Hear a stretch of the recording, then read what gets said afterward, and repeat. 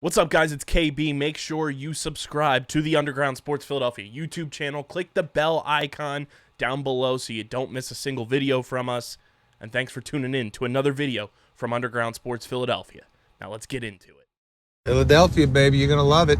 Best sports fans in the world. Actually, the worst, but that's what makes them the best. What is going on, everybody? Welcome into episode number 751 of Underground Sports Philadelphia, presented by the city of Vineland. It's your boy KB coming at you from Underground Studios, and joining me once again because HK is all the way on that West Coast watching his brother graduate.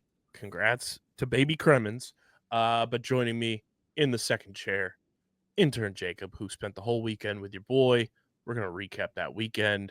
We're going to recap a great run it's been for our fight in Phils. We will also talk a massive trade that happened tonight in Major League Baseball, how it affects not only the Phillies, but just the overall trade landscape of a trade that magnitude occurring at this point in the season, what it does for the trade market, etc. We will also talk a little story that Andrew McCutcheon brought up to the people, saying that the baseballs are different than they have been, and it's not letting them travel as far. Nick Castellanos and Alec Bohm beg to differ.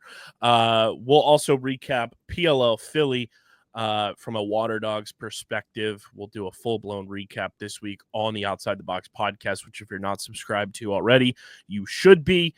It was a great weekend at old Villanova for Waterdogs homecoming weekend, and we got a little Union chatter because they are back to their winning ways, scoring in epic fashion to win games as they continue to be the best goddamn team in Major League Soccer. We'll talk all that and more, but before we get into everything, make sure you guys are following us on the socials at Underground PHI across the board. It's the best way to keep up to date with everything we're doing. We have one hell of a night upcoming. By the time you guys are listening to this, Monday night in Philadelphia, myself, Christian, our good pal, friend of the network, Corey Critelli, Casey and Owen. Casey's going to be fresh off of coming back from Canada. It's a big week for the company in a lot of aspects. We're very excited for a big-time event that we're going to be at in Philly. So stay tuned to the socials at Underground PHI to see what we're up to. Make sure you guys are subscribed to the pod. Subscribe to the pod. I'll say it again for good measure. Subscribe to the pod, Apple, Spotify, or wherever you get your podcasts in audio form. Leave us a 5-star review. It goes a long way for helping not only this show continue to grow, part of my yawn, but it helps every show on our network continue to grow. So leave a like or leave a 5-star review. Subscribe to the pod. Share it with your friends. And if you are an Apple Podcast user, be sure to favorite the Underground Sports Philadelphia channel. That way you get up to date you stay up to date on all of our shows on the network. You see new shows that may pop up at any point, new episodes, top episodes, and everything else in the mix there on Apple Podcasts. And subscribe to the Underground Sports Philadelphia YouTube channel, youtube.com/@Underground Sports Philadelphia. That's where you get full video episodes of this show twice a week, full video episodes of every show on our network, clips, shorts, live streams, original video content. It's all on our YouTube channel. We are currently at 1,077 subscribers, which means we're 23 away from our next 100 subscriber milestone. So keep subscribing, leave a like on the video, drop a comment in the comment section, and click that bell icon so you know whenever new videos go live. And guys, this show is proudly presented by the City of Vineland, and the City of Vineland Municipal Calendar features city-organized, city-sponsored, and city-affiliated events that are of public interest. The calendar, which is accessible at vinelandcity.org, is a good way for residents and visitors to build awareness, remain engaged with city government, and participate in local events. You can also follow the City of Vineland on their social media pages, whether it's Facebook, Instagram, LinkedIn, or YouTube. And through these tools, you can stay connected to the community and get important announcements about programs and services offered by the city. Vineland, New Jersey, where it's always growing season. And big thank you to Security 21 Security Systems and Paul J. Gillespie Incorporated for their continued support of this podcast.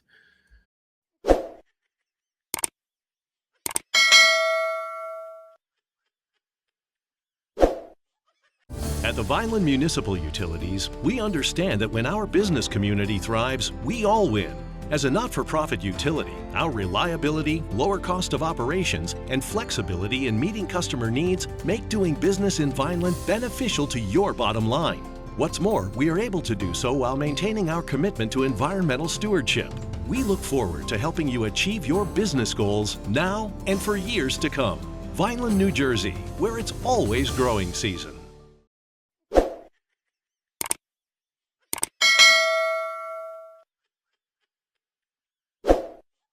Jacob, we're fresh off your first big weekend at the company.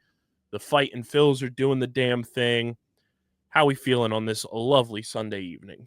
Life is good. I can't complain. PLO was pretty dope. Seeing a lot of fights, like it. Seeing a different perspective of sports, that was actually really cool to see. I actually kind of enjoyed it, even though I lost money, but we're not going to get into that. Definitely not going to get into that, actually. But no, it was super dope. I loved it. The PLO was really cool. Being in pressers, being in the media box was so dope. I would do it again if I had the opportunity to. And then the boys are back. It's fighting. The fightings are back, baby. Set. I'm gonna say it again. What's that? Oh, it's Fightin's o'clock, everyone. We will talk more PLL later on in the show, but we got to lead things off. You know who we're talking about? Oh, the Fightins. The Fightins set. You got to add 2 sets at the end. The Fightins, baby. They are back. We're gonna lead the show off talking a little Fightin' Phils as they complete the sweep against the Toronto Blue Jays. Get a little payback after the Blue Jays took 2 out of 3 from them in Toronto. I was at the game today. Incredible vibes. There were moments in the game today, Jacob, in the stadium at Citizens Bank Park where I thought I was watching a playoff game, and it was literally a Sunday afternoon in June. You know, it must be nice. I was stuck at work dealing with bitchy people all day. It must be nice, Scott. It was fantastic. You know, there was moments where I want to say it was the second time that Nick Castellanos came up to bat with the bases loaded. The pop that the crowd was giving and the excitement and the music in the stadium just buzzing throughout. It felt like September, October, and yet it was bright as all get out, you know, because the stadium lights were on by the time that part of the game was going. You know, it was a little cloudy, but it felt like the sun was out because of how bright those updated lights are. It was awesome. But just the energy in the stadium was fantastic. It was a sellout. The Phillies and Blue Jays thanked us. That was great to hear that they both thanked us. The Blue Jays had an impact. But it was a truly awesome environment, and it was such a quick start to the game too on Sunday. Trey Turner leads things off with a double, gets on base, first pitch. Right after that, Kyle Schwarber ropes one, scores Trey, 2 pitches for Jose Barrios, and the Phillies are up 1-0. And it was just like, cool, we're going to set the table this early. Then, you know, guys started swinging at pitches and kind of just made it an easier inning than it should have been. But then as the game progressed, like, the Phillies just had the Blue Jays number this entire weekend, but in particular this game. Like, Kyle Schwarber was 2 for 3, walked twice, and both times he walked, Alec Boehm made the Blue Jays pay. Alec Boehm walked twice himself, launched a nuke shot of a home run to left field. Nick Castellanos comes up, goes 1 for 5 with a grand slam. No big deal. I've been in the building for both of Nick Castellanos' grand slams this season. How you doing? Max Kepler was awesome today. 2 hits. He also walked. Edmundo Sosa came in to pinch hit later on in the game. Not that he did anything at the plate. He only had 1 at bat, but he was the beginning part of turning a beautiful double play that made it 2 outs in the bottom of the 9th. JT was 2 for 4. Marchand got a hit coming in to pinch hit for JT late in the game. Weston Wilson got a hit in this game. That's how you knew the Phillies had their number. Weston Wilson had a hit.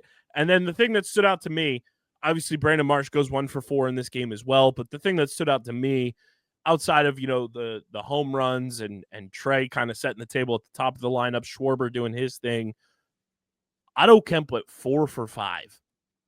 4 for 5, scored 3 runs, should have had 2 stolen bases. The umps overturned 1 and called him out. I don't know what they were seeing there.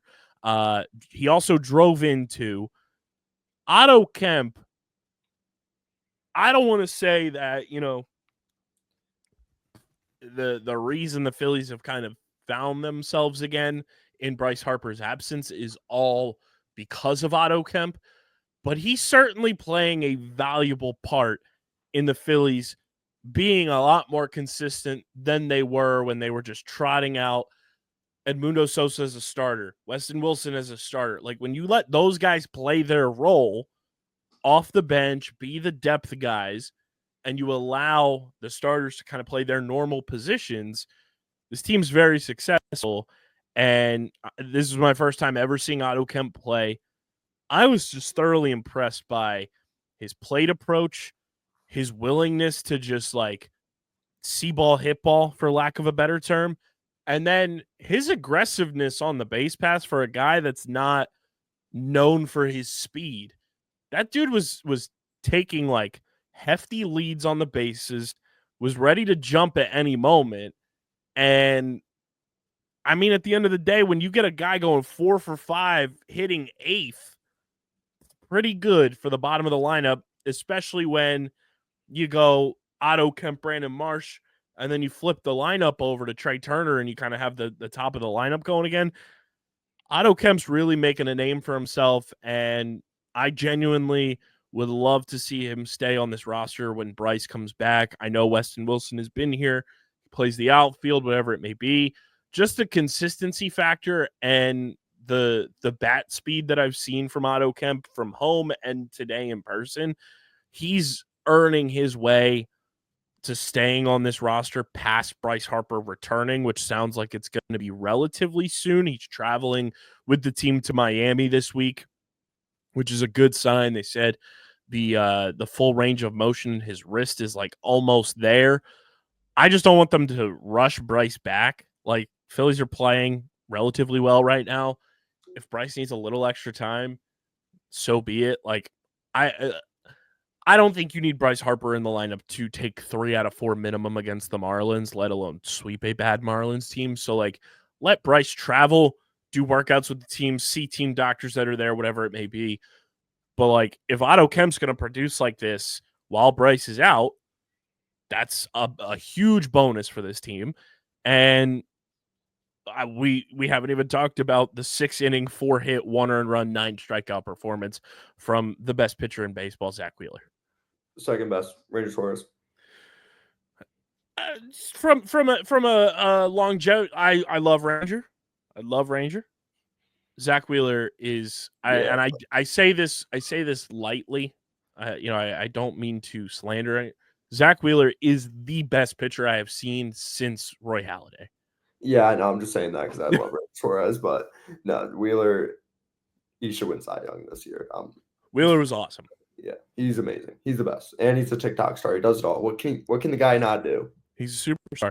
And on top of that, I knew from the moment he came in, because I saw the velocity was where it should be. Good outing for Jordan Romano. Only gave up the 1 walk. Got a guy to fly out. Got a strikeout. Clean inning. He looked good.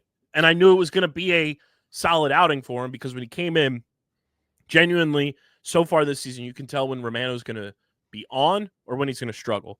If his fastball's sitting 96, 98 right off the rip, typically he's in a good spot. If his fastball's 92, 94, and then he's ramping himself still up, we're in for a load of trouble, because he likes to throw that off-speed slider, and a lot of the time when his velocity's down, the fastball looks like the slider, and then guys are able to square that up.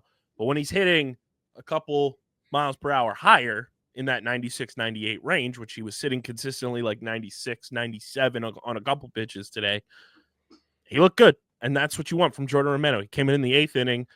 I know it was a not big leverage situation type of game, but at the end of the day, I'd rather a guy gain a little bit of confidence like that, go out, pitch the way that he knows he can pitch, and feel good about himself going into a road trip to Miami.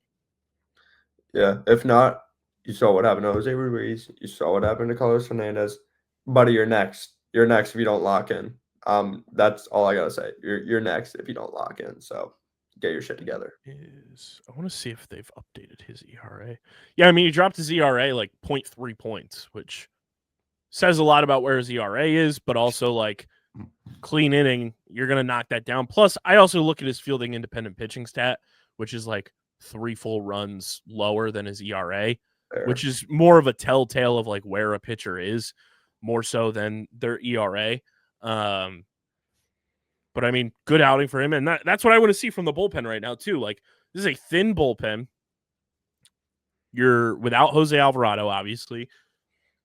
Guys have struggled. You're interchanging a lot of guys since you've gotten rid of Hernandez and Ruiz.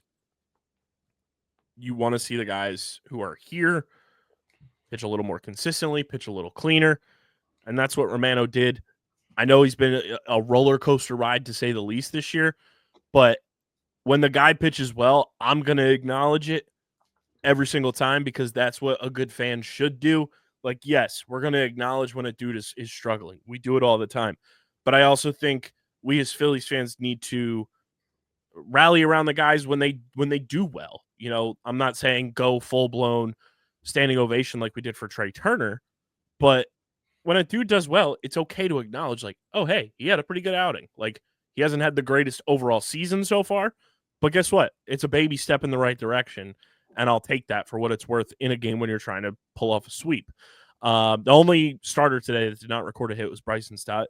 He had 2 10-plus pitch at-bats today that ended up as pop-ups, which was frustrating. I wanted to see him get that hit on at least one of those. But at the end of the day, great win for the Phils. 18 hits and 11 runs on those 18 hits. I have to give a little tip of the cap to Alan Roden, the Blue Jays left fielder. I don't know if you saw it during the game. That dude ate so much face. His black. His eye black left a mark on the outfield padding in left field. And the way his elbow hit the wall left an indent, too. I said they're going to put a police marker around that whole thing just to see who it was. That's the hardest I think I've ever seen anybody hit the left field wall, and probably the second hardest I've seen anyone hit a wall at Citizens Bank Park since Aaron Rowan. Yeah. And Aaron Rowan did it without padding. Yeah, and was gushing blood. Yeah. And also, like, they were in that game. Blue Jays were getting rocked already. So that was just an unbelievable catch, though. Like, I was like, damn, tip of the cap, like, for holding on to that. And I saw my good pal Ben Silver on Twitter posted like the stats of Bohm's home run, because that hit that Roden caught, or that ball, I should say, it wasn't a hit. Literally left Castellanos' bat, and the whole place went nuts because it sounded off the bat like it was going out. Yeah. And I gotta pull up the actual numbers because I couldn't believe, because they went to almost identical spots in the stadium too, which I was like, oh, they're going back to back. And then Roden makes that catch, and I was like, holy shit. They're expecting batting average was 1,000 on that. Yeah. Ben Silver, great follow if you're on the socials. He said, how is this difference in distance possible? Bohm's home run had an exit velo of 106.8, a launch angle of 26. The hit distance was 433. The bat speed was 72.5, and the pitch velocity was 91.4. Yeah.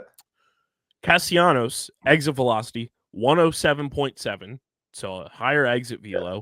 Launch angle was a 25. Bat speed was 83.4, so faster bat speed. Pitch velocity was 91.5, but the hit distance was 349. Maybe like, how? Could have caught it like with the end of his bat, maybe, or either that or just like the top spin versus back spin on the pitch itself. But I was like, those pitches went to nearly identical places in the air, and it was that much of a discrepancy. I was blown away. He got it back later anyway. He absolutely did. Little granny for the boy. Beautiful grand slam. I've been in the building for both of his grand slams this season. How you done? It was sick. As soon as I left his bat and it looked like it was going out, the place erupted, and then it lands in the bushes. The guy who gets it pulls some of the grass up out of the flower bed out there, doing a little Father's Day gardening, if you will. And just a great series win overall for the Phillies too. You know, today's game was obviously awesome. You know, they put up the runs, 11 piece in this one, but then, Saturday they win 3-2. That's a battle of a game. Christopher Sanchez goes 7, only gives up the 2 earned, 5 strikeouts, 5 hits. Kerkering-Strom closed the door. Kepler goes yard to win it, essentially. That's a gutsy win, and those close games that are low scoring have been a bit of a problem point for the Phillies so far this year, where you're on the edge of your seat and you don't know if you're going to be able to hold on because you have the perfection of the starting pitching and to a degree some of the bullpen guys as of late, but mostly in the starting pitching. And when you don't give those guys run support, it's like, oh my God, we got to hang on by 1 here. We got to hold on to this one run lead. And if we don't, it's going to fall apart for us. So for them to win that game, that showed me a lot for where they kind of are playing right now. And then on Friday, they win 8-0 and shut out the Blue Jays in just beautiful fashion. Ranger Suarez goes 7, 6 strikeouts, 1 walk, 4 hits. Joe Ross goes an inning, walks 2, but gets out of it clean. Taijuan Walker closes it out. Trey Turner goes 1 for 4. Schwarber hits a bomb, a 3-run homer, which was their first in a long, long time. Baum goes 1 for 4. Castellanos, key walk in this game. Kepler goes 1 for 4, scores a run. Real Muto, 2 for 4. Or 2 for 3, excuse me. He walked in the other at bat. Bryson Stott goes 1 for 3. Otto Kemp, 2 for 4. Brandon Marsh, 1 for 3. So, this team's hitting, which is nice. This has been a struggle lately. And, we like to give the tip of the cap on this show. And our tip of the cap brought to you by 47, our good friends at 47. Guys, I can't express it enough. 47 is truly the best in the business. From their headwear to their apparel, they've got you covered for all of your favorite teams, whether it's Major League Baseball, the NFL, NBA, NHL.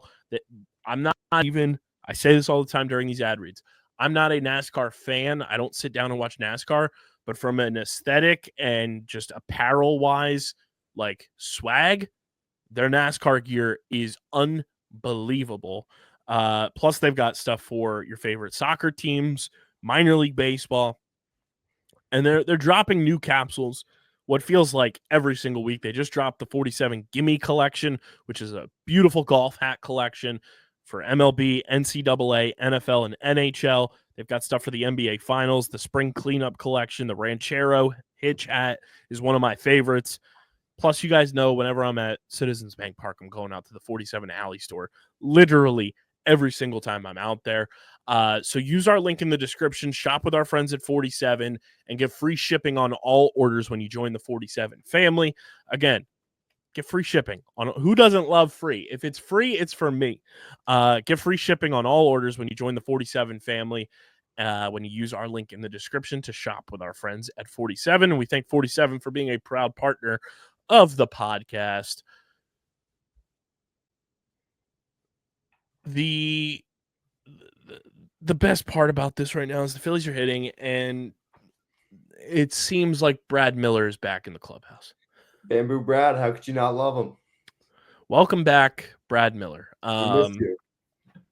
A report came out that a magnificent bamboo plant is in Rob Thompson's office. And as much as I love Bamboo Brad Miller's a Phillies cult legend. Salute to Brad Miller. It also brings back just PTSD of Gabe Kapler. Yeah, I don't like and that. I don't want it to be that, but Rob Thompson spoke to the media after the game and said Kevin Long's wife saw the bamboo plant in Rob Thompson's office and said, let me take that home, get it some sun, bring it back to life type thing. And that was during the Milwaukee series when the Phillies got swept by the Brewers at home. And then they go to Toronto and Pittsburgh and go 1-5 on that road trip, get swept by the Pirates. And then Kevin Long tells his wife, you better get that thing back in Thompson's office. And it returns to Rob Thompson's office right as the Cubs series is getting underway. And the Phillies take 2 out of 3 from the Cubs. They sweep the Blue Jays. And if there's anything, Jacob, that we have learned over the past 7 years of Phillies fandom, even dating back to Kapler, Girardi, and now in the Rob Thompson era, Yeah. Phillies fans love to get behind a culty like item or story, whatever it may be. And this might be like, you have Ace Ventura, and you got Ace Ventura 2.0, Ace Ventura 2. Like, this might be the sequel. And sometimes the sequel can be better than the original in some instances. And I'm hoping that's the case with this bamboo plant. Don't forget about when we had the Homer hat too in 21. The Homer hat, obviously Dancing on My Own is a cult classic. At one time. Exactly. Can we just bring Brad Miller back for the vibes? Honestly, I wouldn't hate it. What is Brad Miller doing? Last time I checked, he was on the Rangers. Is he a free agent? Yes, he's a free agent. He's 35. I want one plate appearance with him. I don't care. Who can we DFA? Weston Wilson. I'm so fine with that. Hasn't played since 2023. So he didn't play last year. I mean, he's back in spirit at the very least. And can we draw out the first pitch of one of our playoff games and the crowd will go nuts. Brings out the bamboo plant with him. Oh my God. I mean, if there's one thing that Phillies fans love to do, it's to get behind something very like culty and like very just like weird and obscure. And there's a new bamboo plant in town. And I gotta say, I love it. I think it's hilarious that as soon as it comes back, the Phillies find their stride again. Yeah. And I don't know. It's one of those funny stories that we'll look back when this season's all said and done, and we'll say, hey, where were you when the story of the bamboo plant in June happened? And we'll see what it does the rest of the way. Now that the bamboo plant is like known to the public. Yeah. But I gotta say, I like this kind of stuff. This is what makes baseball so unique. I feel like we gotta name the bamboo plant a little bit. I think we gotta name it Brad, honestly. Yeah, it's Brad. It's Brad. I want to see Brad holding Brad on Broad Street in October, November. That's what I want. This is what makes baseball so special, though. Is like you don't see this type of stuff in other sports. Like hockey's a little similar in superstition and everything, but like baseball, you get bamboo plants, you get a rally squirrel, you get rally monkeys in LA. You get so many just like crazy obscure things that make this sport so awesome and so fun, and it's the best. How could you not be romantic about baseball? Exactly. How can you not be romantic about baseball? It's one of those things that genuinely just separates baseball from the pack, and I love that this is just public knowledge now, and we're all going to be tweeting about bamboo for the next, I don't know, 2.5 weeks minimum, which is going to be great. And the Phillies are on a nice little streak. And on top of that, the Phillies have gained like 3.5 games in the standings in the last 4 days because the Mets got swept by Tampa Bay this week. The Braves got blitzkrieged by the Colorado Rockies, thanks to former Phillies legends Jose Ruiz and Enyel De Los Santos holding it down in the Braves bullpen for us. And the Phillies are now going into a 4-game series in Miami. The Mets are, who do they play next? The Mets are going to Atlanta. So that's one of those, that's that meme where the two people are fighting and then there's the one kid on the ground with the phone just recording it. We're the kid on the phone recording it, just watching these two absolute Looney Tunes battle it out. Braves are going to Atlanta. We're going to Miami. And then the Mets come to Philadelphia for the weekend series. The Braves go where? The Braves are hosting the Mets. You said Braves go to Atlanta. I meant Mets go to Atlanta. But like division series, like you can throw everything out the window, like anything can happen.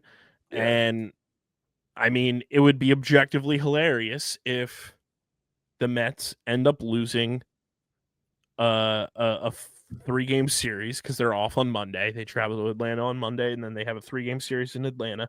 If they lose 2 out of 3 to the Braves, while we have a 4-game series in Miami, pure comedy. Just sign me up. Like, it's... You know what this kind of reminds me of? It was later in the season, but it's early right now. It was in 21 when they were losing their lead in first. They came to the bank. They got swept when we had Bamboo fucking Brad. That's my F word. And he had 2 homers in the second game. And Ranger Suarez was introduced in that second game. And Bryce took Edwin Diaz deep in the first game. And I love the pitching matchup that the Phillies have for Miami and the way the rotation is going to shake itself out. I have it right here. Shout out to my guy Phil's Tailgate. So the pitching matchups for the Marlins series, it'll be on Monday. It'll be Mick Abel versus Sandy Alcantara. Tuesday it'll be Luzardo versus Cal Quantrill. Wednesday it'll be Ranger Suarez versus to be determined.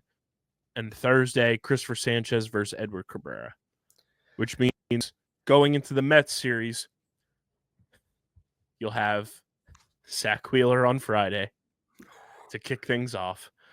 You'll have Mick Abel getting his first taste of the Mets on Saturday. And then Sunday Night Baseball, it's Jesus Luzardo. Jesus Luzardo versus the Marlins, 10Ks, book it. Yeah, I mean, it's a revenge game. Once again, he loves pitching against his former team. And I mean, the fact that you get those 3 against the Mets is awesome. I don't know what the Mets rotation is looking like right now in terms of just lining up for that series, but I'm feeling good. And this is where we said, like, it was a struggle during, Milwaukee to Toronto to Pittsburgh, which was unfortunate because we felt those were 3 series that the Phillies should have won. But that's baseball. You're going to go through these ups and downs. And my good pal, John Foley on Twitter at 2008 Phils, tweeted the other day, he does a lot of updates of like where the current season Phillies are in the standings compared to 2008, 1980, because that's when the Phillies won the World Series. So through 69 games, which now this was on Saturday, he tweeted this. Through a nice 69 games, Jacob, the 2008 Phillies were 41-28. The 1980 Phillies were 37-32. And the 2025 Phillies were 40-29. And now they're 41-29 after today. The 2008 team at that point, too, was about to lose 11 out of 13. We're good. We're good. And they still won the World Series. We are so good. It's felt like the sky is falling because a lot of losing happened all in one pocket. Yep. But that's baseball. It's a 162-game season. You're going to have those lulls. Brandon Marsh said it after his walk-off against the Cubs. Like, that's baseball. You're going to lose, but the great teams find a way to bounce back and go on winning streaks, and that's what they were trying to do. And that's what the Phillies did. A 5-1 homestand is pretty damn good against 2 very, very good teams. Like the Blue Jays, sure. Are they worse than the Phillies in a lot of aspects? Yes. But are they still a talented baseball team? Yes. They still have dynamic hitters. They still have guys that are hitting the ball really, really well. They have quality starting pitching that you have to pick and choose your spots against. But if you find your way, you can beat them. They're well above 500. They're going into today. They were only 3 games back of the Phillies just in terms of head-to-head record, like what the Blue Jays were and what the Phillies are in the standings for overall Major League Baseball. So, like, it's not like they're a bad team. It's not like you were playing the Rockies. But very good homestand for the Phillies. And that's what you needed to kind of, like, rid yourself of the stench that was that 3-series stretch against Milwaukee, Toronto, and Pittsburgh. I also love that Jeff Hoffman was getting locked out of the bullpen the entire weekend. It was so hilarious. Yeah. Wrong side, buddy. Jeff Hoffman also just like waxing poetic about his relationship with Matt Strom, and somebody, I forget who it was, so I apologize, Somebody said, I fear that Matt Strahm and Jeff Hoffman co-parented Orion Kerkering. You did. Speaking of Orion Kerkering, I want to pull up these stats because I know he had a slow start to the season. That had a lot of people kind of feeling Kyle, on I got edge. news for you. Some breaking news. Shohei Ohtani. Hold on. Whoa. Shohei Ohtani will pitch tomorrow. Sorry, I was on my phone, but I had to see that. No, you're fine. Well, pitched. Who do they play? The Padres. Mm. Oh, Interesting. Orion Kerkering in his last 15 games, Jacob. He's pitched 13 and a third innings. He's given up 7 walks, which is a little dicey, but given up 9 hits, has struck out 12, but has a 0.00 ERA. dog. It's Kirking it. Love it. He's been on fire. And he hasn't given up an earned run since May 6th. Kerkering has a .56 ERA since May 1st. And like I said, he hasn't allowed an earned run in his last 15 appearances. He's been what you've needed. We've been waiting for him. We've seen flashes. Like we saw last year, he could be good. The year before when he came in late, like, okay, this kid, he's gonna be a part eventually. And then last year it was like up and down. And this year he's put it all together. Yes, he had a rough start, but he's looked amazing since. He's looked amazing. I love it. He's that right-hand reliever we need since losing Hoffman. Yeah, he's been spectacular in the last month and a half now. I've just been very impressed by what I've seen, and he's kind of like found his way again, and you've really needed that in the absence of Alvarado, in the bouncing back and forth of guys in this bullpen with very little consistency outside of a couple guys. You needed Orion Kerkering to find his way, and I'm very happy that he's finding his way. And I genuinely say this all the time when I talk about him. I truly feel like people forget that Orion Kerkering is only 24 years old. Yeah, he's still very young. We brought him up. This is only his second full season. Like, give the kid some time. He got fast-tracked, and to get fast-tracked as a reliever is tough. Like, you can think of it this way, and also this can make you feel really old. When I was a freshman in high school, he was a senior in high school. Like, he's still young. Sorry, Kyle. I know you probably feel really Can I give you my comparison of that? Yeah. So he was a freshman. You were a senior? No. Other way around. You were a freshman. He was. I may have butchered that. Sorry if I did. So you were a freshman when Orion Kerkering was a senior. When I was a freshman, Mike Trout was a senior in high school. Damn. Yeah. Future Phillies legend Mike Trout. I'm still saying it. I don't care what anyone thinks. Future Phillies legend Mike Trout. A great series for the Philadelphia Phillies as they get set to go to Miami. And I mean, yes, the Marlins have been a thorn in our side for years. And yes, if you follow me on Twitter, I keep track of the Phillies record and run differential against the Marlins every single year for the past 3 years now. But like, the Marlins are not good. You have to assert your dominance against them and just let them know, like, hey, you're not playing the Nationals anymore. You're not playing a team where their manager is just like openly saying they're the problem, not me. Like, did you see that? Did you see that quote from Davey Martinez? Oh yeah, he's gonna get canned. Crazy. And by the way, Rob Thompson, class act, would never do that, and he would never throw his gum at an umpire or Oh, that's great. Never. Like the Marlins are not a good team. They're 28-41 in last place in the NL East. They're 14-20 at home. The Phillies are 18-16 on the road. Number one, this is a great way to like build a little buffer on your away record. And make it seem like you can win games on the road. And the Marlins are just not a good baseball team. They maybe have and I might be being generous here, they might have 5 guys who are like dudes on their team. And outside of those, there's not much there. Like Kyle Stowers, he's a dude. Xavier Edwards. Xavier Edwards, he's a dude. Cal Quantrill is decent. Cal Quantrill's a dude. I'll always love him. Tyler Phillips is a dude. And outside of that, Jesus Sanchez and Otto Lopez are solid. yeah. And that's about it. Like, there's not that much there. And no. Connor Norby's kind of a dude. Yeah, but just a lot of mid, though. A lot of mid, a lot of bad. And Weather.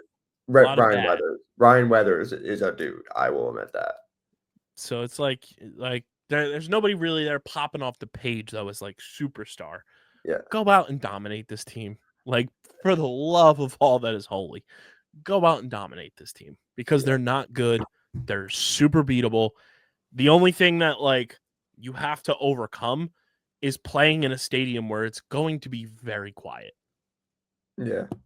Like, as weird as that sounds, when you're the Phillies and you go from playing in a 44,000 plus packed out Citizens Bank Park this past weekend and a series against the Cubs to maybe 5,000 people and 3,500 to 4,500 of them are Phillies fans that live in Florida. It's tough.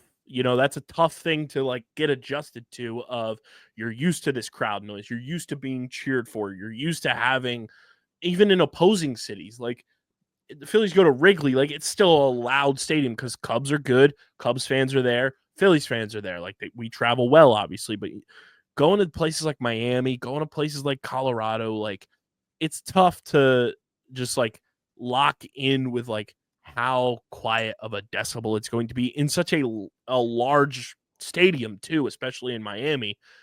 That's just the thing that they kind of just have to not focus too much in on and just go out and pretend they're in the backyard and just fucking rope. COVID year. There's no one going to be there. Unless you want to make a trip to Miami, I'm down. Well, with the flight issues that our boy DJ is having right now, I'm kind of free not trying to fly right now. Yeah, free DJ. Free Deej, get him home. Get my boy home. But a great series at home for the Phillies to sweep the Blue Jays, take 2 out of 3 from the Cubs, and kind of right the ship a little bit, which is nice. Jacob, should we head to a little underground stats and info for the people? Hell yeah, let's do it. So we're going to do what we always do, and that is the NL East run differentials. Jacob will get the plus-minus run differential for the NL East teams, and then we'll go around Major League Baseball, and then we'll get into the Platinum Plunk standings. We are at the midway point of June already, which is just crazy to think about. But our run differentials are brought to you by our awesome merch partners at PHI Apparel Company. Guys, if you want to stand out in the crowd, whether you're going to Citizens Bank Park, Subaru Park to catch the Union, gearing up for the NBA draft lottery, the NHL draft lottery, you want to rep the Super Bowl champion Philadelphia Eagles, or you want to rep your favorite Philly sports podcast in Underground Sports Philadelphia, PHI Apparel Company is the place to do it. With their unique designs for all, there is no doubt in our minds you will stand out in the crowd. Go to phiapparel.co. When you go to checkout, use code Underground. You'll get 10% off your next merch order. Again, that's code Underground at phiapparel.co to get 10% off your next merch order so you can stand out in the crowd with the official merch partner of Underground Sports Philadelphia. All right, Jacob, here we go. The run differentials in the NL East. We start with the, unfortunately in first place still, New York Mets at 45-27. They've lost 3 in a row. Would you like their runs scored or runs against? Runs scored. They have scored 328 runs, which is the second most in the NL East. I'm going to say plus 75. You're in the ballpark. Plus 80. Okay. Plus 80. They've given up 248, which is the fewest in the NL East, but they've scored 328 for that plus 80. We go to the 42 and 29 second place Philadelphia Phillies, who are 2.5 games back in the division, 2.5 up in the wild card. If you like looking at wild card standings in the middle of June, that's your prerogative. It's not mine. The Phils have won 4 in a row. Would you like their runs scored or runs against? Let's go run scored again. They've scored 334 runs, which is the most in the National League East. I like that 34 number at the end. Let's run them with 34. Right in the ballpark again. They're at a plus 33. Damn. Plus 33. We move to the third place, 31 and 39 Atlanta Braves. 13 games back in the division, 8 games back in the wild card, 4 and 6 in their last 10. They lost 10-1 to the Colorado Rockies today as we record this on Sunday night. Would you like their runs scored or runs against? Runs against because I have Spencer Strider. Their runs against are at 278, which is the second fewest in the National League East. Plus 3. They're at a plus 12. Plus 12. Which brings us to the Washington Nationals, who are 30 and 41, 14.5 games back in the division, and have lost 8 in a row, Jacob. They've lost 8 in a row. Would you like their runs scored or runs against? Runs against. They have given up 358 runs, which is the second most in the division.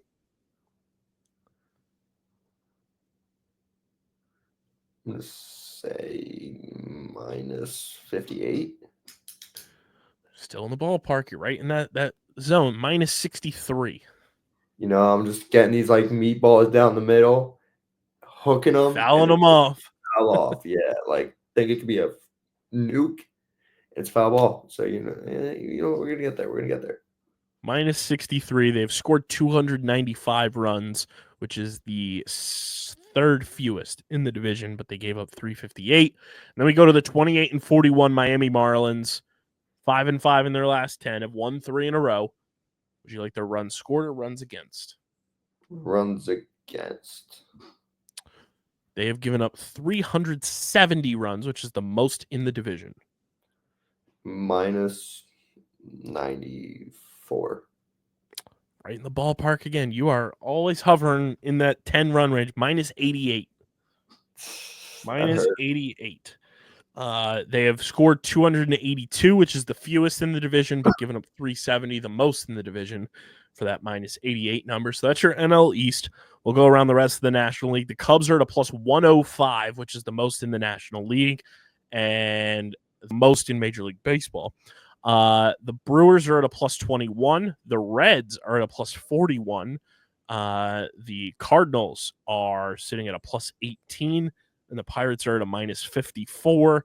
The Dodgers are at a plus 71. The San Francisco Giants, who we'll talk about in just a moment, are at a plus 45. The Padres are at a plus 25. The Diamondbacks are at minus 5.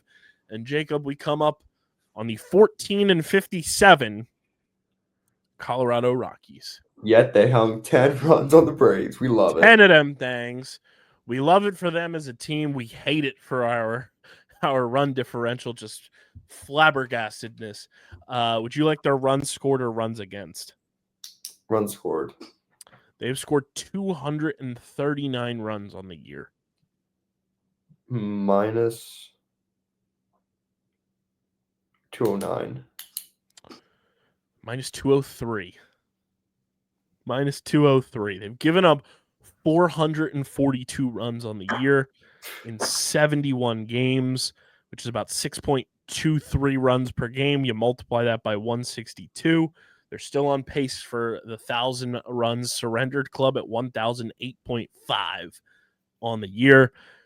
We go to the American League. The New York Yankees are at a plus 103. The Rays are at a plus 62. Salute to them for sweeping the Mets. The Blue Jays are at a minus 12. The Boston Red Sox, who we'll talk about in a little bit, are at a plus 22. And the Orioles are at a minus 73. The Tigers, who have the best record in the American League and all of baseball still? Yes, all of baseball. 46 and 27. They have a plus 80 run differential. The Minnesota Twins are at a plus 7. The Cleveland Guardians are at a minus 26. The Kansas City Royals are at a minus 28. And the Chicago White Sox are at a minus 62.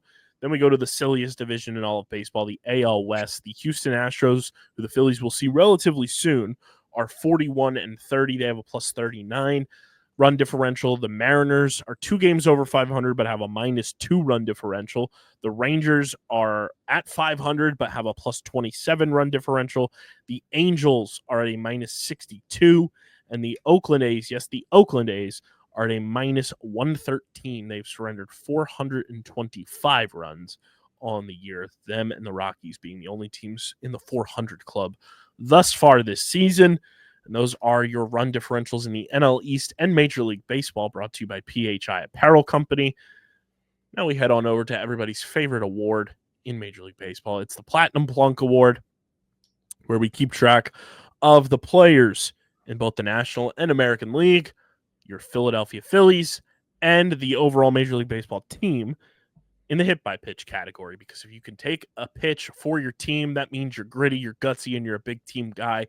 And we love grit on this podcast. Jacob leading the National League, still at the top. The month of May's winner, Caleb Durbin, has been hit by 12 pitches.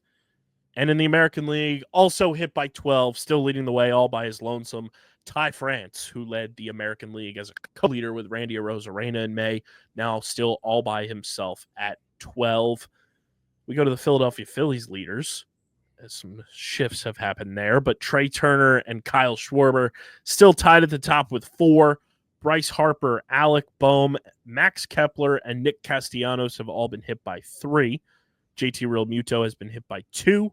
Bryson Stott, Edmundo Sosa, Rafael Marchand, and Otto Kemp have all been hit by 1, which leaves Johan Rojas, Brandon Marsh, Weston Wilson, and Cal Stevenson as the only 4 players who are still with the organization to be in the zero club so far this season.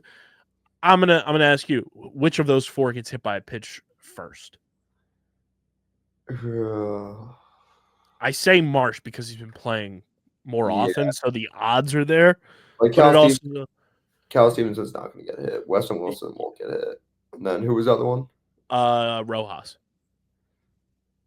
I could see Rojas. I was going to say, it wouldn't surprise me if Rojas. I could see just Rojas wearing one like on his ankle or feet. Yeah. Or, like, I don't know. Someone hits a bomb and they throw at Rojas. Like, I could see that. I lean Marsh as who is more likely, but it wouldn't shock me if Rojas. No, it wouldn't. I could see both, either or.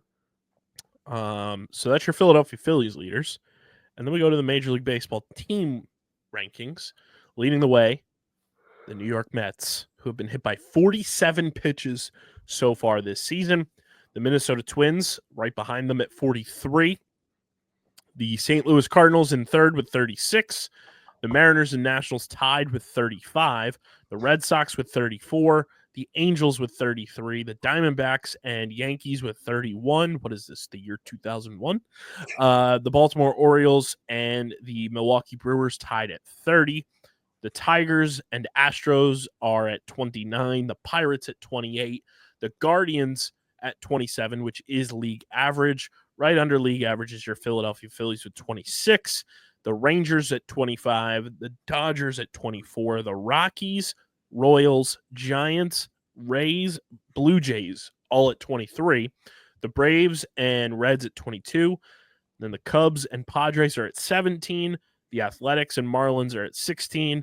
And the Chicago White Sox are at 14. And those are your Platinum Plunk standings, brought to you by our friends over at Kenwood Beer, the official beer partner of Underground Sports Philadelphia. It's a refreshing light beer, just 4.1% ABV, 120 calories, 8 grams of carbs. You guys can go to kenwoodbeer.com, use the Kenny tracker to see who's got Kenwood Beer on tap in the Philadelphia, New Jersey, Delaware, Pittsburgh, and Maryland areas. You can also find Kenwood Beer at your local liquor stores in those markets. Again, that's kenwoodbeer.com. Must be 21 or older to do so. And as always, guys, please drink responsibly. Jacob, there's a story that came out that you brought to my attention with Andrew McCutcheon citing some changes to the baseballs this season. Why don't you bring that up for the people and let everyone know why we might not be seeing as many home runs as we thought we would this year? Oh, I was not expecting. Hold on, let me pull it up. Just give me Kutch is bringing the gospel to the people about what is going on with the baseballs, which I love. Let me pull up the good old Bleacher Report app.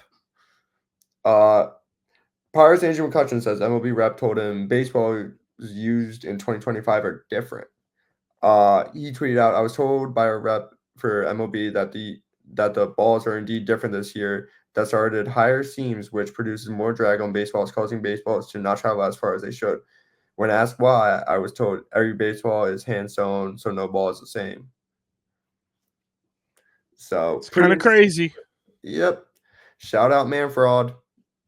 Now, I know he said a Major League Baseball rep told him this. Yeah. And I would never question Uncle Larry. I love Andrew McCutcheon.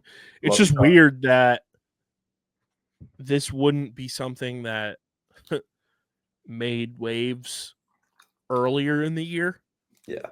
To let us know, hey, baseballs are a little different. Because I feel like that's always the case. It's by the second or third week of April, we find out the baseballs are different. The fact that it's taken until mid-June to find out that the baseballs are different is a little sus. But nonetheless, I don't know. I don't know how much I believe the seams and everything are causing baseballs to not travel as much. I feel like we've still seen a hefty amount of home runs to start the year, have we not? Yeah, it probably is a little difference. Kutch, I love you, and I will never say a bad thing about you. I want you in the Hall of Fame. You're getting a little older. You may not be hitting the bombs you used to, and maybe it's affecting you a little bit, but it's not a drastic change. Maybe it is, and we're just casuals. I didn't play past middle school. Kyle, did you ever play baseball? I played 1 year of YMCA coach pitch. Yeah. And then the only other time I played baseball was back in the day at the old Dolphin Swim Club when we were taking those wiffle ball bats and nuking tennis balls over that fence on the basketball courts. Oh my God, what a time. That's where I met this man right here. What a time. This man gave me swim lessons. That's why I can't swim for shit. I'm kidding. I'm kidding. I can swim very well. Thank you, Kyle. I appreciate that. Let's see. I want to pull up the home run. We have Aaron Judge is leading the way with 26. Cal Raleigh's at 26. Ohtani's at 25. Schwarber's at 22. Eugenio Suarez is at 21. Corbin Carroll's at 20. Pico Armstrong and Taylor Ward have 18 home runs. It's kind of crazy that Taylor Ward already has 18 home runs. Yeah. Dave, pick up the phone, call the Angels. Pete Alonso's at 17. Caminero from Tampa Bay is at 17. Seiya Suzuki's at 17. James Wood is at 17. Ellie De La Cruz. Torkelson, they're at 16. Devers, Paredes, Brent Rooker, they're at 15. I don't know. I can see where maybe some of the guys who feel like they're not necessarily power hitters like Kutch feel a little different about the ball, where maybe their power is lacking. But I feel like, relatively speaking, we're still seeing guys hit a massive note. The fact that it's June 15th and we have 6 guys right now with 20 plus home runs.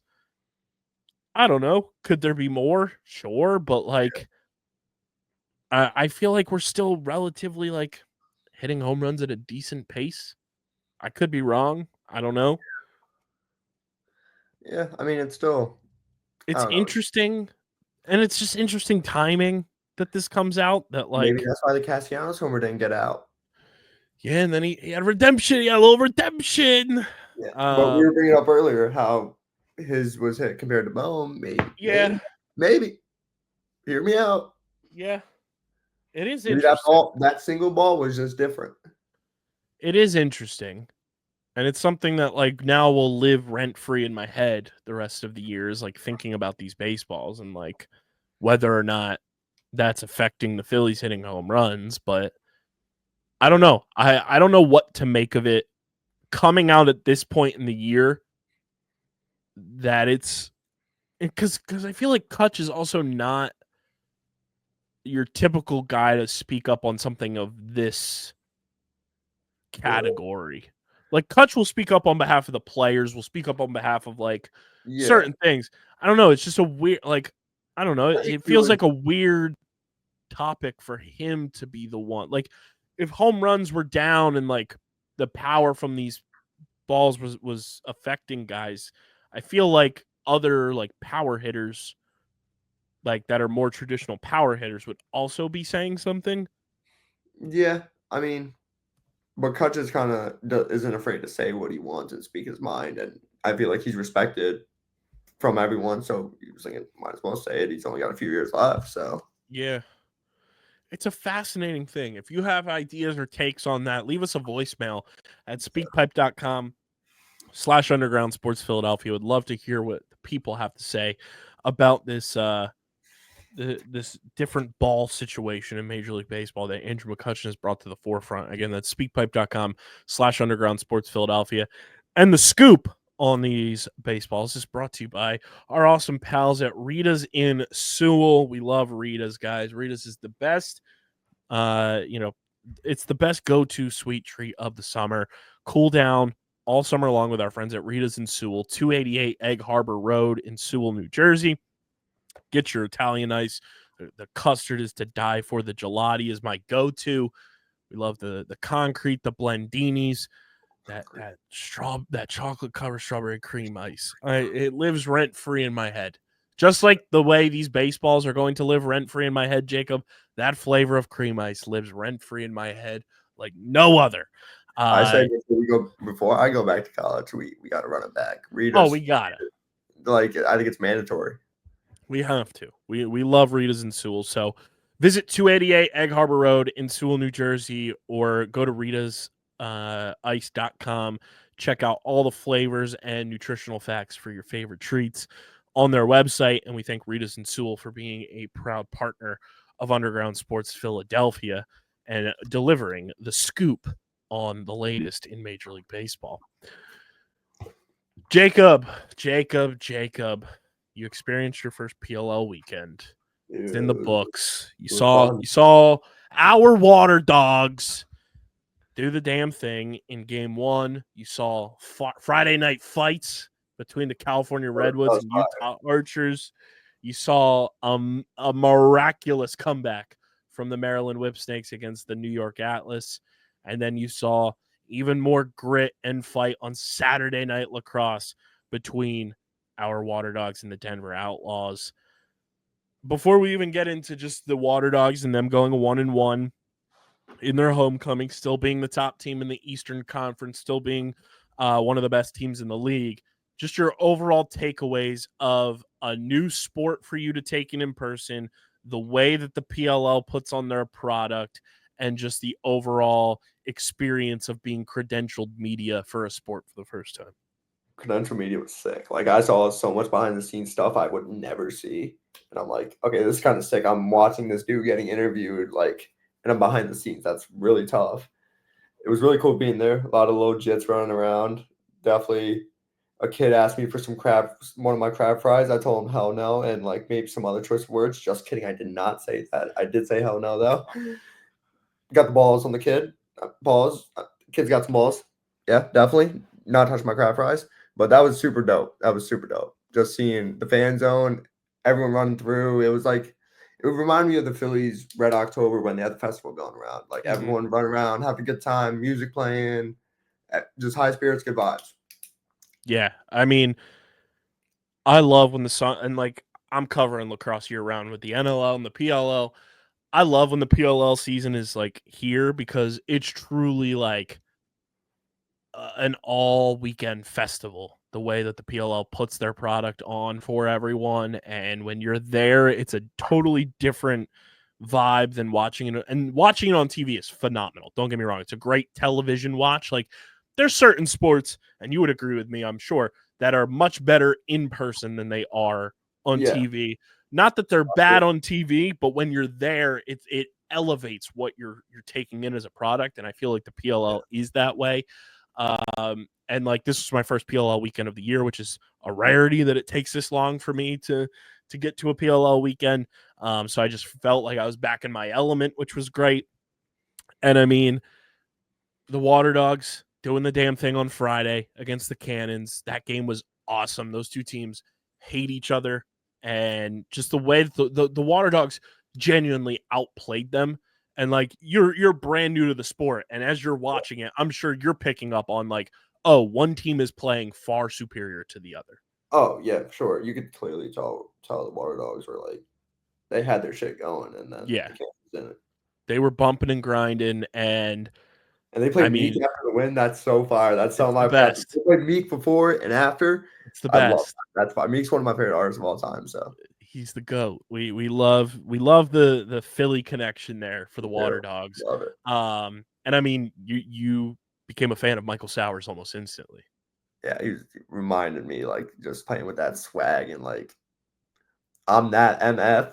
Like he plays with that. Like I love that. Like that's super tough to have. Like Harper has that for sure. Like a lot of some NBA players, like Braun has that, KD has that, where it's like, okay, I can go do whatever I want and no one's gonna say anything because I'm like that. Yeah, like, and the season that Michael Sowers is having so far is just spectacular. Like, looking at what he's done in 3 games, he's got 17 points on the year. 14 of those 17 are assists. He's dishing the ball like a quarterback out there and making sure all of his teammates are feasting. Right now, the Waterdogs have 2 guys in the top 5 in points. They have 2 guys tied for first in 1-point goals. They have, 3 guys in the top 5 in scoring points. Michael Sowers is leading the way by far in assists. The next closest guy in the league, Jacob, is 6. Michael Sowers has 14. And the best part on top of this too is like, not only are they like averaging like crazy numbers of points, like Michael Sowers is averaging 5.7 points per game, 4.7 assists per game. They're out here just like playing with a full-blown notion that like, yeah, you're gonna have to bring your best if you want to beat us. And I love when teams play like that. And then looking at the Waterdogs, like shot percentage, Waterdogs are leading the league 32.5%. Right now they have tied for first the best penalty kill, which guess what? You got to play defense if you want to win. They have a 100% penalty kill. They're playing extremely well. Second in the league in scores per game at 12.3. It got a little ducked down after the game against the Outlaws, but you walk away, if you're a Waterdogs fan this weekend, you're sitting at the top of the Eastern Conference. You have the best score differential in the Eastern Conference. And at the end of the day, you want to win the conference. You want to get that first round bye, in the playoffs. And you want to qualify for championship series in February so that you're playing more, getting another opportunity to win a trophy. And I think all around, even though they lost on Saturday night, still a relatively successful weekend because you could have lost by a whole hell of a lot more on Saturday, the way that game was going. And you could tell like the Waterdogs were the team that played a game the night before versus the Outlaws, who didn't. And the game just got very physical. It got very chippy. It was very like stop and start. So there wasn't a lot of like fluid, game flow. But all in all, if you're a Waterdogs fan, you should be thrilled about how this weekend went. I was thoroughly impressed by the crowds. Even in the rain, people still popped out on Saturday afternoon. Friday night, the crowd was unbelievable. That was one of the best crowds for a regular season PLL game, like day, that I have seen probably ever. I was blown away. I was thrilled that it happened in Philadelphia because it just shows that Philly's a lacrosse city. It's truly a hotbed. And people want to come support their teams, especially when they're playing well. And the Waterdogs gave them a chance, gave them a reason to come out and support them the following night after the way they played against the Cannons. I was truly very happy with how things turned out. Plus, we had one hell of a live show. We did. Even with the Stixers or whatever they're called going behind us at The times. Stixers. Shout out to them. They're so unbelievably talented. Yeah. And They it were was just sometimes so funny that as soon as we were starting, they started walking right by. So I can't wait to clip that. OTB Live will be on the YouTube channel. Hopefully sometime this week. It will air first, though, on the Outside the Box podcast YouTube channel, youtube.com/@OTBLaxPod. So go subscribe over there as well. But it will air on our main YouTube channel as well after we get it up on the OTB channel. I mean, from everything I took in from when we were in the press box to just you taking in the press conferences and everything, I feel like you instantly have a new sport in your back pocket that you thoroughly enjoyed. I do. It's definitely in the back pocket though. The front pocket is basketball, baseball. Side pocket, football. Back pocket is like lacrosse. And it's one of those things too that you had never watched lacrosse, you had never experienced it, and I said, trust me, you're gonna enjoy this, knowing the sports you like.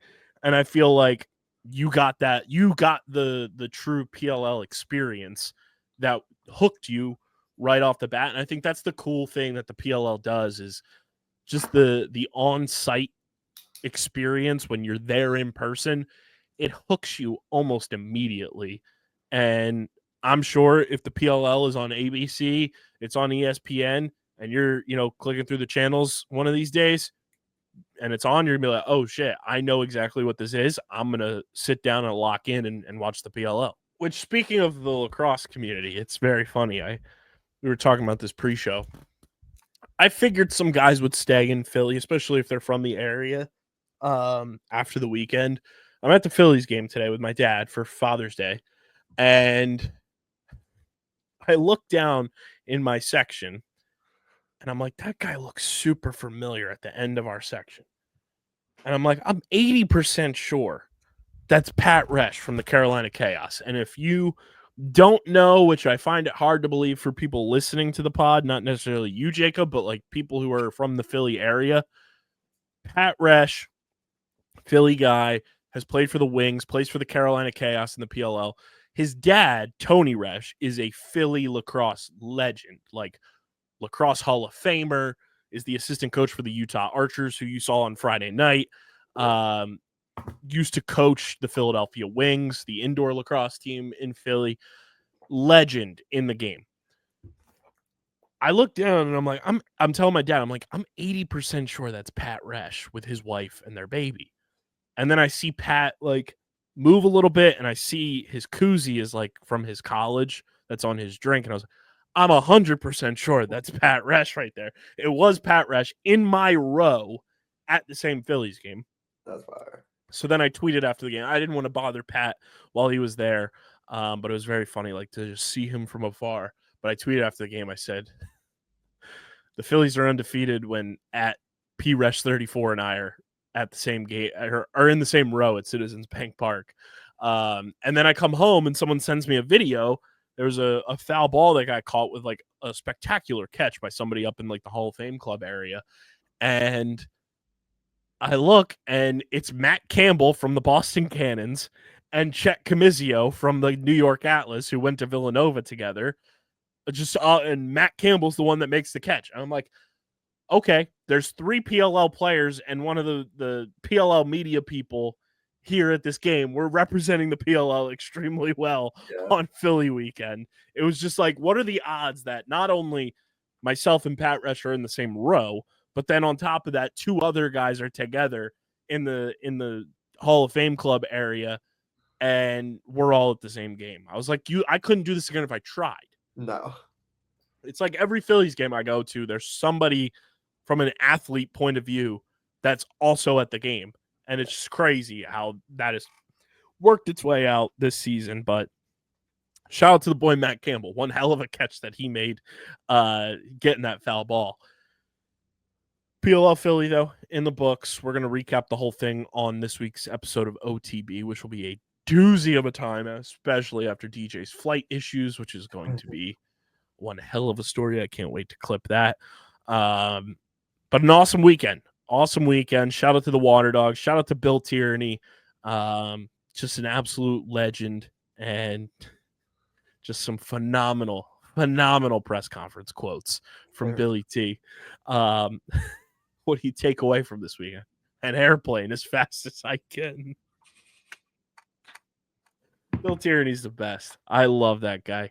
But our PLL breakdown there brought to you by the PLL app code that we have for the Outside the Box podcast. Guys, I had Jacob download the PLL app this weekend. And Jacob, I know you were sifting through it a little bit, but like you use other sports apps and you can see why I love the PLL app to kind of stay up to date with everything going on around the league. There's articles from all the beat writers. There's so much to take in. You can watch all the press conferences in the app. There's exclusive videos, series, there's trivia, PLL fantasy, and it's a gamified app. The more you do in the app, the more experience points you can earn, which you level up. You unlock different perks in the app, which can get you discounts in the PLL shop. It can unlock, if you get to where I'm at, Jacob, you can get a year free subscription to ESPN Plus. Whole bunch of stuff in the PLL app to do. Like, you can get lost in that app for a couple hours and just find new things, and it's truly the best. Download the PLL app in the App Store, Google Play Store, or you can go to pll.app, and when you go to the redeem code section, which I had Jacob do to make sure that this code still works, because we've had this code for a couple years now, and we really haven't had anybody new to like see it in person. But it still works, confirmed. You can get 500 XP on your account when you type in OTBPOD. That's code OTBPOD for 500 XP on your account in the PLL app. Shout out to the PLL and shout out to the PLL app for being one of the coolest apps in the sports world. Last bit here, the Philadelphia Union were back in action after a little international break. Situation was going on with teams playing in for their countries and everything, and they get back in action on Saturday against Charlotte at home at Subaru Park.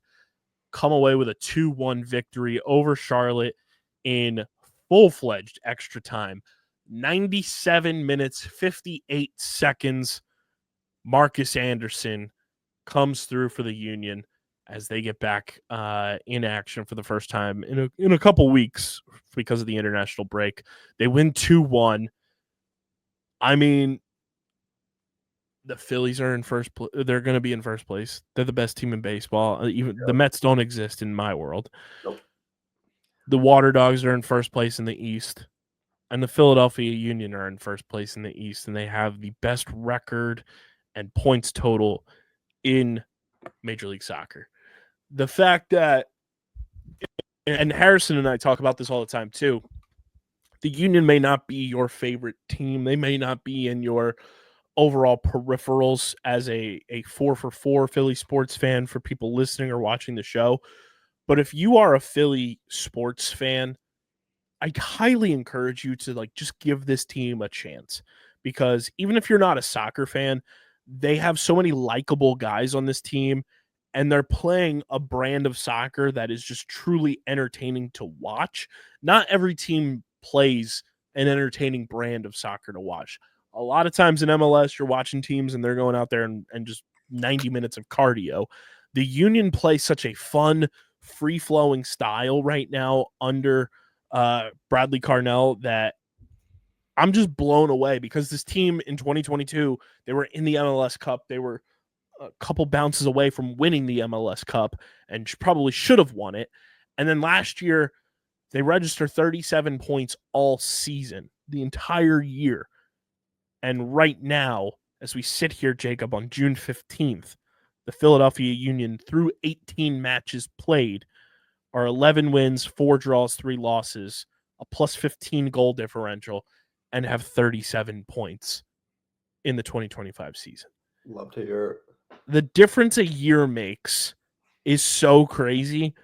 And the fact that this team is just playing with this new revitalized energy under a first-year head coach for this team after a long-standing icon in Jim Curtin being the coach for so long has blown me away. I didn't know what to expect for the Union this year, simply because you never know what to expect when you bring in a new coach after you've had somebody who's been with the organization for as long as Jim Curtin was. You don't know how players are going to respond to that. You don't know how players are going to, kind of assimilate to a new system, no matter what the sport is. You were talking to me about how you committed to go to FDU, and soon after, the coach that you thought you were going to be playing for ends up leaving and you get a new coach. Like, that can change a lot of perspective for an athlete. And the fact that the Union have kind of not really let that affect them at all, from the outside looking in, and they're playing this well, having a plus 15 goal differential, which is the best in the East and second best in Major League Soccer, just behind Vancouver. They have the best point total in all of Major League Soccer. They have 11 wins, which is the most in Major League Soccer. It's a thing, and I continue to say it when we talk about the Union, but like, I didn't know this group of players had like a next gear. I knew they had the gears that they were in and were able to play at the levels that they were playing at. But the fact that a new coach, kind of a new system, a new just philosophy and approach has unlocked a new level. It's almost like I saw this joke before where it's like, imagine the feeling you get when you go from cloud 8 to cloud 9. The old saying, I'm floating on cloud 9. But what happens like when you look up one day and there's a giant lock symbol and there's another cloud above you? What's it like to get to cloud 10? What's up there? It feels like the Union have brought themselves up from the depths of hell, and they're poking up trying to reach cloud 10 right now, and that's exciting. And we're trying our best to get to a Union game this summer. I've been to Subaru Park like 5 times in my life. I'll be there again this September for the PLL semifinals. I want to take in a Union game and just experience what it's like with those fans, because we love going to Citizens Bank Park for Red October and Phillies games and everything that brings. What it's like to be at an Eagles game if you're listening to this show and you pick into the link for an Eagles game, whether it's regular season, preseason, or the playoffs. Even the Flyers, the environment. The Union bring that Philly sports like game energy, match in and match out, and I want to experience that, whether it be in the Sons of Ben section or just somewhere in the park to kind of take in my first Union game. But I genuinely want that to happen this year, and we're working some ways to make it happen. But this is a team that I can't stress it enough. Like, the Union are not going to get the mainstream media coverage in the city because it's soccer. It's not a major force sport. It's not the Eagles. It's not the Phillies. We struggled to give the Flyers and the Sixers as a major force sport franchise proper coverage from time to time, let alone giving a sport that's not like an American sport the proper coverage, especially when they're playing so well. So we're doing our best to highlight the Union, the Waterdogs, the Wings, whenever those teams are playing well. And even when they're not, I want to, like, that's what we started this show for back in 2018, was to be fans. And I don't care if you're a fan of the Eagles, the Phillies, the Flyers, the Sixers, the Union, the Wings, or the Waterdogs. You could be a fan of one or all of them. I want to give any professional team in Philadelphia the proper coverage they deserve, good, bad, or in between, in terms of their records or how they're playing, because I feel like the mainstream, like, old school media, whether it's radio, newspapers, TV in this city, don't do a good enough job of diversifying their coverage of every team in the city. It's a lot of Eagles or bust. Phillies get, the coverage in the summer, and then when training camp rolls around, it's Eagles shoved down your throat. And rightfully so. This year, obviously, they won the Super Bowl. Like, I'm okay with the way that the Eagles are being covered, but I also think the other teams in the city deserve their proper coverage, and that was part of our mission of starting this company, was being fans. And I'm a fan of every team in this city. Like, if you put Philadelphia across your chest, I'm going to find a way to make you matter in my fandom, because Philadelphia is like my second home. I claim Philly like it's my own. Sure, I'm from South Jersey, but guess what? To a degree, South Jersey is just a suburb of Philadelphia. And when teams like this are playing this well, like the Union, we should be talking about them. I don't care that Butch and Manayunk or Chuck and Mount Airy that call into WIP and create the content for them every day don't care about the Union. This is a team that is playing extremely well. They have a real opportunity to win the Supporter Shield again for the first time since 2020. They have a real chance to make a lot of noise in the postseason when that rolls around if they continue playing at this rate. And teams like that deserve coverage. If you have a team that is going to make noise in the postseason and you're in a major market, it should be your objective. If you talk about everything Philly, I'm not saying you're niche content creators that are only talking Eagles, only talking Phillies, only talking Sixers, Flyers, whatever it may be. If you're talking everything Philly like we are, Jacob, I feel like it's our due diligence and it's our like proper mindset to bring attention to, hey, we have a successful franchise in this city right now. Yeah. We're going to talk about them. I feel like that's the right thing to do by that team, the right thing to do by those players, and we're going to continue to do that, whether it's the Union or the Waterdogs here in the summer, whether it's the Wings during the winter. We're going to talk about successes, failures, what those teams can do to continue to get better, what they need to do to adjust, just like we do about the Phillies, the Eagles, the Flyers, and the Sixers. Yeah, and we want to see Philly, like, we're not from Philly, but we think it's the best city in the world. It's our favorite city in the world. Like, I've only been here a few weeks, maybe a month, and it's Philly. So it's called Underground Sports Philadelphia for a reason, because you don't see everything that's going on in Philly. We show everything else. Exactly. And, like, it comes from me covering lacrosse a lot, too, and just seeing the hard work and dedication that those players put in to their craft. It's very similar to soccer, I think, in MLS in particular. These guys bust their asses to stay in shape, to be at the peak physical, form that they're in. And I just want to see this team succeed. They've been an institution in Philadelphia since 2008. Let them shine. If you are somebody who wants to give something a chance, give the Philadelphia Union a chance this year. They're so much fun. I've watched more Union, whether it be games or highlights or just keeping up to date on social media if I'm out and about, than I have since 2022. Like, 2022 was awesome, and I was locked in. And, it's a little more difficult because everything's on Apple TV, blah, blah, blah, blah, blah. But this team deserves a lot more eyeballs, a lot more coverage. And I'm working on getting my good friend Jimmy King on the show, who covers the Union on the beat, a whole bunch of people who talk Union to kind of just give us even more perspective on them. And the cool part about this win against Charlotte, too, they did it without their best player, Ty Baribo, who is still in Israel right now, who was with the national team, got hurt with the national team. So he's going to be out for like a month. They still found a way to win without their best player, who's like on golden boot trajectory. Pretty damn good, if I do say so myself. So shout out to the Union. Keep going. Shout out to the Waterdogs. Keep doing your thing. And for perspective, the Union, their next game upcoming is on, I believe, Wednesday, June 25th. So they're off this week, back next week. They're at Chicago on Wednesday, June 25th. And then they are at Columbus on Sunday, June 29th.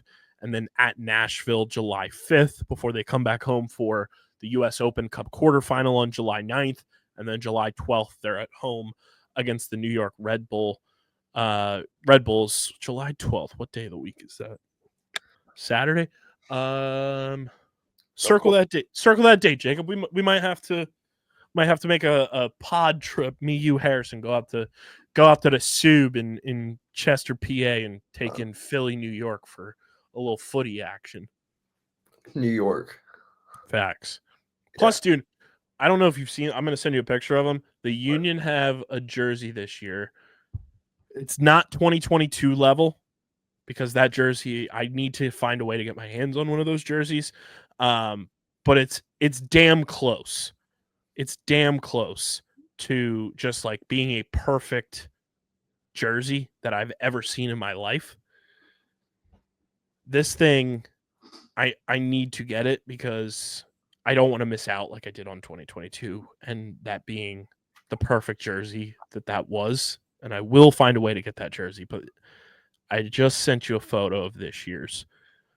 Oh, that's hard. Tell me that's not sick. That's tough. It's so awesome. That's I need to get that. I may have to cop one now. I have to get that. It's so sweet. I love lightning. Lightning is so cool to me. Got on the chains. Exactly, man. Keep that thing on me.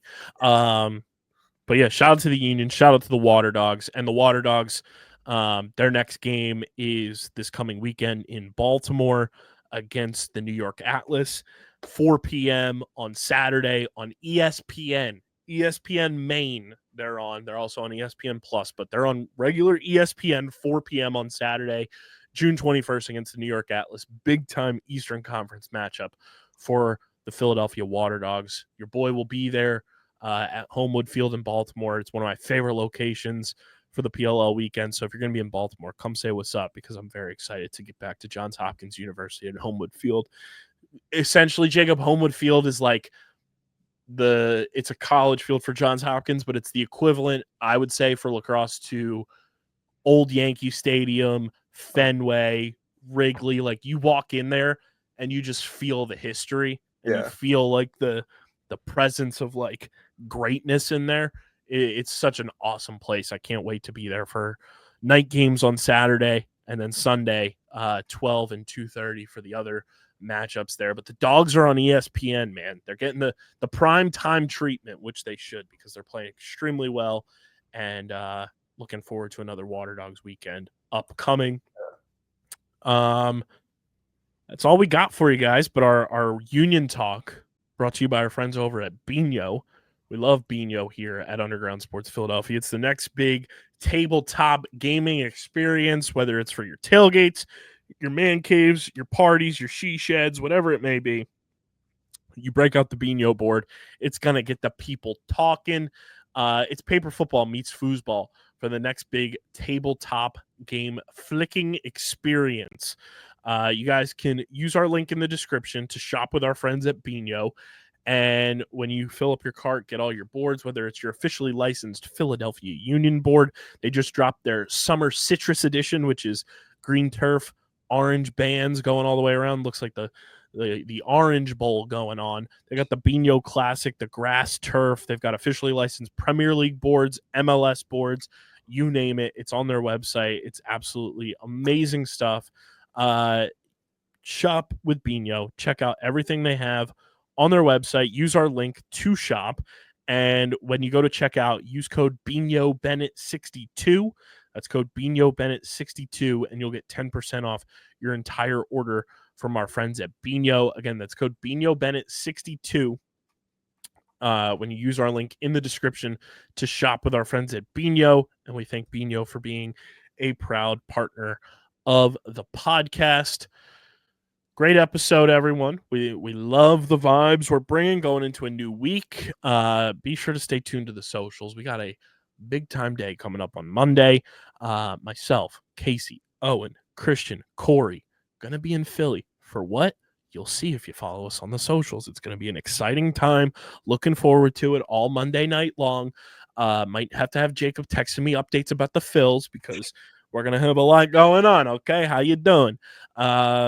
Make sure you guys are following us at Underground PHI across the board. Subscribe to the pod, subscribe to the pod, subscribe to the pod, Apple, Spotify. Leave us a 5-star review.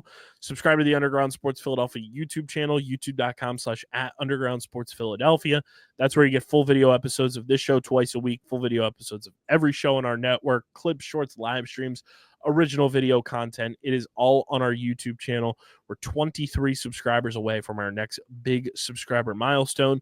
So keep subscribing, youtube.com/@Underground Sports Philadelphia. Go check out our friends at Rita's in Sewell all summer long as well, guys. 288 Egg Harbor Road in Sewell, New Jersey. Check out all the sweet treats that they have available. from the Italian Ice, the gelatis, the Blendinis, and more. Ritas and Sewell, 288 Egg Harbor Road, and check out their website for all of their flavors and nutritional information as well. And of course, guys, this show is proudly presented by the city of Vineland, my hometown. Love that they are on board with us. It blows my mind every single time I say that. And whether you're a company looking to expand, relocate, or you're a new business startup, selecting the right location is critical to your success. Vineland, New Jersey offers both an affordable business location and an excellent quality of life. The city's economic development department is a one-stop source for moving your project through the development and approval process. And this goal makes their goal is to make this process as smooth as possible and to provide the fastest turnaround times in the region. If you're considering potential locations for your operation, contact the Vineland Economic Development Team at 856-794-4100. That's 856-794-4100. Vineland, New Jersey, where it's always growing season. And big thank you to Security 21 Security Systems and Paul J. Gillespie Incorporated for their continued support of this podcast. And this has been episode number 751 of Underground Sports Philadelphia. I think Harrison's back this week. You'll find out if you follow us on the socials. We'll announce if he's back this week. But for Jacob, I'm KB. Thanks for tuning in. Let's go win a series in Miami. Let's get that done. And we'll be back here on Wednesday, breaking it all down. You'll hear it on Thursday. So that's the fun part about breaking the fourth wall. But new episode on Thursday, and we'll break everything down going on in Miami. We'll see when Bryce is going to be back potentially. Gear up for another Waterdogs weekend, some more union talk, and whatever the hell else comes to mind, because that's what we do on this show. But until then, like I said, this has been episode 751 of Underground Sports Philadelphia. For Jacob, I'm KB. We're getting the heck up out of here, and we're signing off. Peace.